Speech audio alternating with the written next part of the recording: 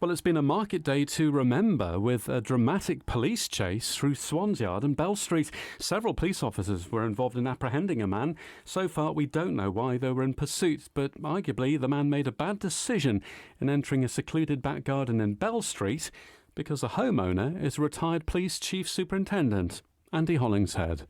My wife and I were at home in our kitchen looking out over our garden, and this guy just jumps over the fence on one side on the left and runs across and basically dives through a green hedge at the top of the garden. I went out and he was next door trying to get over the next one. I challenged him, and with that a police officer came running down the garden. So that police officer must have hopped over the wall at the belfry just off Parsons Pool.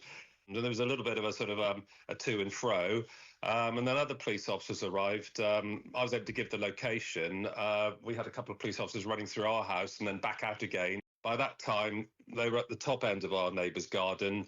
Quite a lot of coarse language being used, as you could imagine, not by the police officers, of course, who I would say conduct themselves highly professionally. It was a sight Carol Hollingshead wasn't expecting to see at 9:30 on a Thursday morning from her kitchen window. No, well, our gardens are all very close together. If you look at all the old maps, nothing has changed. And the gardens some of them have a narrow path up the side and the garden is at the back. But ours is one of the shorter gardens that opens out the back of our house, but we got no rear access to our garden.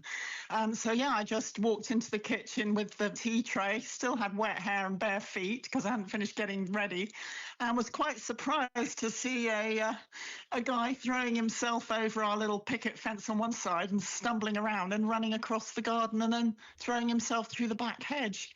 And of course, I yelled to Andy. My husband Andy challenged him, and then the policeman appeared over the back wall from the belfry, clearly a 6-foot fence next door. So I think he was a bit puffed out by the time he got there. And Andy, as a former police officer, when this kind of thing happens, it comes into your world at home in Shaftesbury.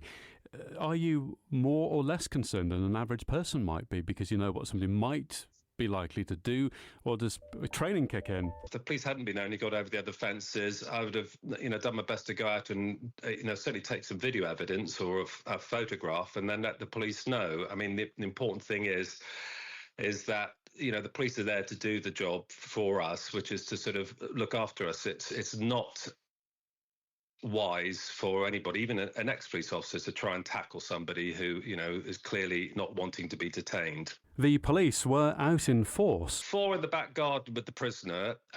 There was an officer outside with a car, and then a van turned up. It was quite a dramatic incident and something you don't expect to see on Bell Street or anywhere in Shaftesbury for that matter. I was coming up to market about 10 minutes later. I saw Nick from the potting shed, Rob Neely, who said there was a bit of excitement. They'd seen a foot chase through Swans Yard. We have got in touch with Dorset Police this morning to see if they'll tell us more about what was going on. Sometimes for legal reasons they can't.